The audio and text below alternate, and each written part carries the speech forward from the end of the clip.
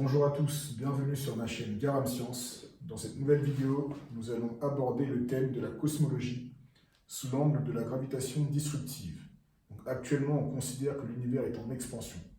Pourquoi est-ce qu'on considère ça? C'est parce qu'on prend les équations de Einstein que l'on résout dans le cadre d'un univers homogène et isotrope. Et quand on les résout, on s'aperçoit que l'univers serait en expansion.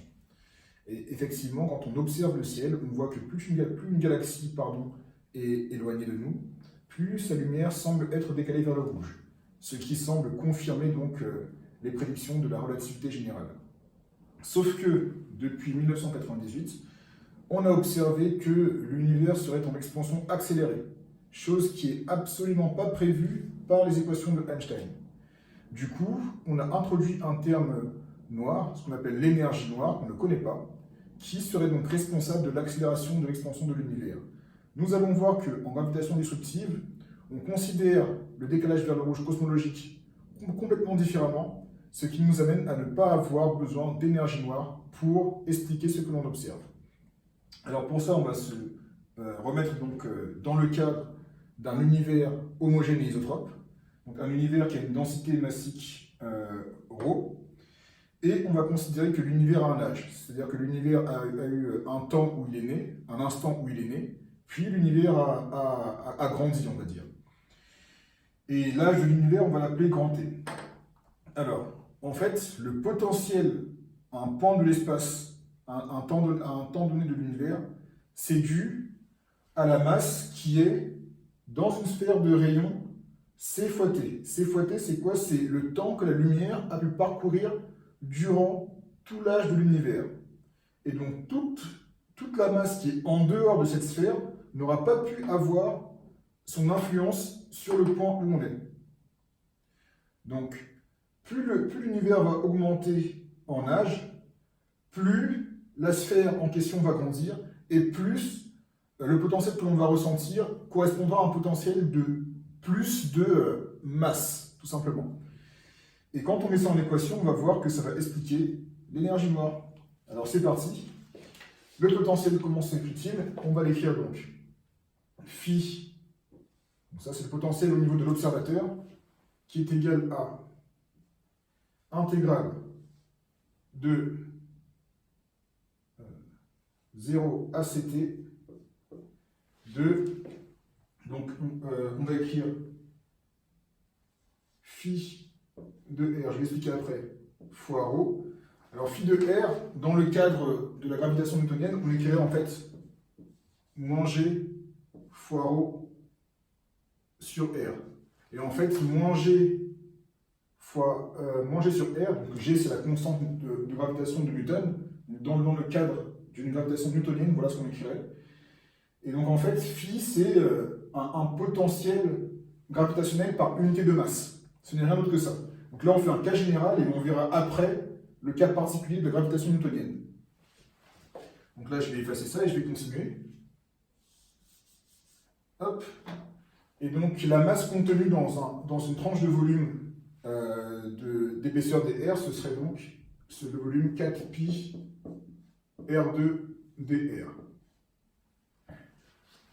Donc ça, c'est la formule qui correspond au potentiel d'un observateur qui est donc à l'âge t de l'univers.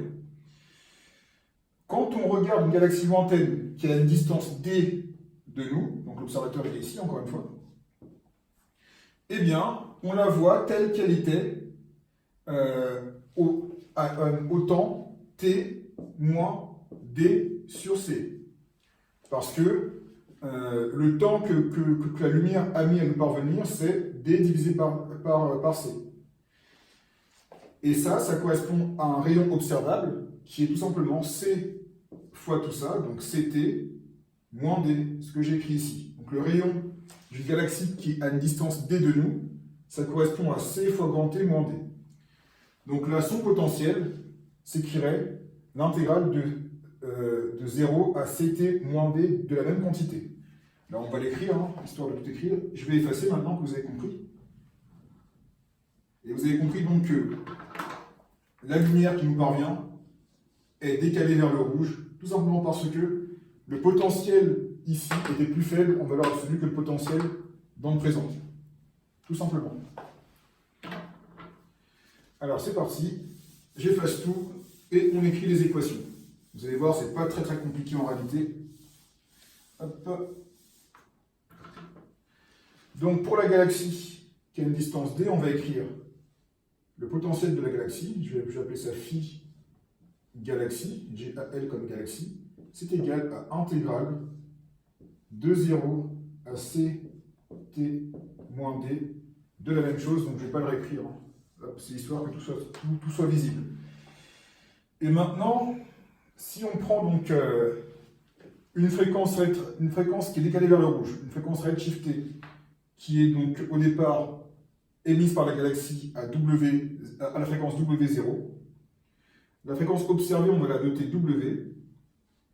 Ça, c'est égal au rapport des facteurs de dilatation temporelle, donc G00 au niveau de l'observateur, divisé par racine de G00 de la galaxie, fois la fréquence d'émission au niveau de la galaxie. Donc ça, on va l'écrire un peu différemment. Hop, on va écrire W sur W0. Voilà. Et en utilisant les formules qu'on a établies dans les vidéos précédentes, on a que G00 c'est 1 plus phi sur C2. Et là, G002 de la galaxie, c'est 1 plus phi de la galaxie sur C2. Ce qui va nous donner, donc au final, quand on fait un développement limité, en considérant donc que le potentiel est très petit devant C au carré, on va avoir 1 plus phi moins phi de la galaxie divisé par, le tout divisé par C2. Très bien. Donc là on continue, donc là maintenant c'est vraiment que du calcul en réalité. Donc là on continue, ça nous donne donc oméga sur oméga 0 moins 1, c'est égal à, là j'ai retiré le 1 d'ici, et je vais donc faire la soustraction des intégrales. Donc là je vais simplement avoir intégrale, donc là je vais sortir le 4pi qui est ici, et divisé par C2, donc j'ai 4pi sur C2 qui sort de l'intégrale, et j'intègre de Ct moins d à Ct, la quantité, là, pardon, je vais même retirer l'euro, hop, voilà, la quantité donc, phi r carré dr. Très bien. Donc là j'ai 4pi rho sur C2 fois l'intégrale de ça. Et on va finir donc en changeant de variable et en écrivant donc que ça c'est égal à donc W sur oméga sur oméga 0 moins 1, c'est le redshift en réalité, qui est égal à 4pi rho sur C2 fois l'intégrale de 0 à grand D de phi de C grand T moins R, hop, et ici C grand T moins R, le tout au carré dr. Donc ça, c'est simplement en faisant un changement de variable dans l'intégrale qu'on obtient ça. Donc je vais l'encadrer parce que c'est ce qu'on pourrait appeler la formule fondamentale de la cosmologie en gravitation disruptive.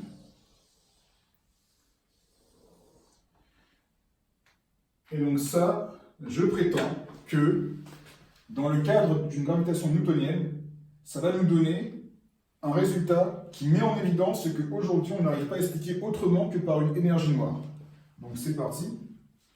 Donc on garde cette formule-là, le reste ne nous intéresse plus. Ce sera juste une application de la formule.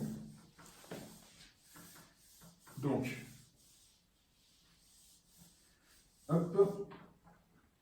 Quand on regarde ce qu'on appelle les diagrammes de Hubble, Je vais juste en faire une illustration un peu caricaturale, mais qui montre juste à quoi ça ressemble. Voilà ce qu'on a. Quand on regarde le redshift en fonction de la distance, alors on ne prend pas exactement la distance, c'est la distance modulus, mais peu importe. Quand on regarde donc le redshift en fonction de la distance, donc là je vais écrire en valeur absolue parce que en réalité c'est une valeur qui est négative, parce que phi est négatif, et le redshift on regarde toujours dans la valeur absolue. Donc valeur absolue de W sur W0, encore une fois oméga sur oméga 0 moins 1, tac. Qu'est-ce qu'on obtient comme courbe? On obtient une droite qui correspond donc à la loi de Hubble, mais une droite qui change un peu et qui devient décélérée comme ceci. Alors que la loi de Hubble prévoit uniquement une droite, et que dans tous les modèles actuels qui utilisent les équations de Einstein, on a une droite comme ceci au départ, loi de Hubble, et on a en fait un redshift qui fait ceci. Et ça ce n'est absolument pas prévu dans le cadre comment dire, ce phénomène-là est attribué actuellement donc à l'énergie noire. C'est-à-dire qu'on n'arrive pas à expliquer ceci sans dire que l'accélération de l'univers, que l'expansion de l'univers, accélère, et c'est nécessairement dû à l'énergie noire. Dans le cadre de la gravitation disruptive, si on prend cette formule-là et qu'on l'applique dans le cadre d'une gravitation newtonienne, on a dans ce cas-là, phi R est égal, comme on l'a vu avant, donc moins G sur R. Donc du coup, tout se simplifie facilement. Donc là, on va l'écrire. Donc le redshift oméga sur oméga 0 moins 1, c'est égal à 4 pi rho sur C2 que multiplie l'intégrale de 0 à grand D de, donc là c'est moins G sur R. Le sur R, ici, là, j'ai R carré, donc je vais écrire directement, hop, ici, CT moins R, hop, DR. Voilà. Ce qui nous fait donc la formule finale, que ça, après intégration, on a moins 4 pi rho sur C2 fois, je vais mettre le grand G ici, je sors de l'intégrale, très bien, et je vais sortir CT, bon je vais vite, hein. Non c'est pas grave, je vais tout écrire une fois et après on va tout simplifier, comme ça on ne s'embrouille pas. Donc là, l'intégrale de CT, c'est ni plus ni moins que, la primitive, c'est, je vais prendre CT fois grand D, et moins R, c'est, donc là entre 0 et grand D évidemment, hein. Et pour moins R, ça va faire D carré sur 2, très classiquement. Là, ça ne casse pas trop pattes dans le canard. Très bien.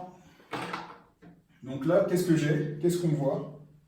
Qu'en valeur absolue, donc on retire le moins en valeur absolue, et on voit qu'on a au départ une partie affine, et là un terme de décélération, ce qui correspond exactement aux observations. Donc là, pour observer ça, on n'a absolument pas besoin d'énergie noire. Cette formule-là rend bien compte des observations sans avoir besoin de dire qu'on ne connaît pas environ 75% de l'énergie de l'univers. Et ça, je trouve que c'est assez énorme. Alors, on va simplifier. Le CT, on va le sortir. Donc, si on sort le CT, hop, je vais sortir C grand T. Donc, le C se simplifie ici et ici. Hop, et là, c'est sur 2 CT. Très bien. Pardon, excusez-moi. Et je vais écrire maintenant la formule qui correspondrait donc à la constante de Hubble. La constante de Hubble, ça va correspondre en fait à ça fois C. Donc on a la constante de Hubble, H0, qui, d'après cette formule-là, encore une fois, c'est dans le cadre d'une gravitation newtonienne, ce qui n'est absolument pas certain. On aurait donc la constante de Hubble qui est égale à 4pi rho grand G fois T. Donc ça, c'est aussi une formule que je peux encadrer. Ce qui veut dire que si on connaît la masse de l'univers, ou plutôt sa densité massique, si on connaît la constante de Newton, ce que l'on connaît, eh bien, connaissant par la mesure la constante de Hubble, on peut trouver l'âge de l'univers. Et pour ça, je vous laisse faire le calcul pour que vous ayez vous-même la surprise de quel âge de l'univers on va trouver avec cette méthode, qui n'est, vous en doutez bien, absolument pas les fameux 13,7 milliards d'années que l'on nous rabâche à longueur de journée en cosmologie. Très bien.